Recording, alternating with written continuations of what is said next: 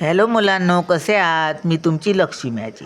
तर आज आपण टक्केवारी काढूया.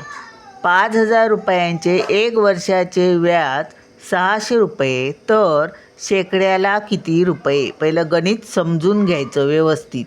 5,000 रुपयांचे 1 वर्षाचे व्याज किती रुपये? 600 रुपये. तर शेकड्याला किती रुपये?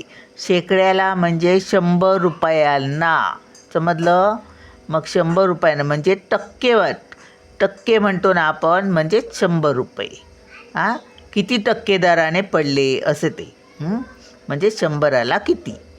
मग आता आपण काय करायचं?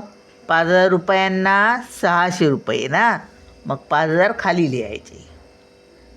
5,000 किती रुपये व्याज झालं 1 वर्षाचं? 600 रुपये, ते वर लिहायचे. आता 100ला विचारलं, मग गुणुले 100 रुपये. आता करायचा भागाकार. ह्या शून्याला हे शून्य गेलं, ह्या शून्याला हे शून्य गेलं, ह्या शून्याला हे शून्य गेलं. आता ह्यांचा भागाकार बघायचा. असा भागाकार आणि असा भागाकार.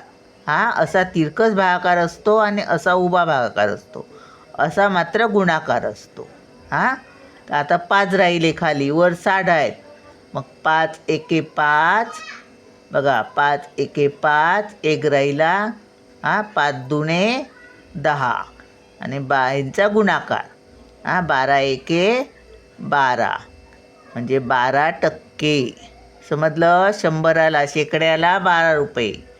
शेकड्याला 12 रुपये. म्हणजेच 12%. ह्याचा अर्थ 100ला 12 रुपये. चला मग भेटूया पुढच्या व्हिडिओत. बाय.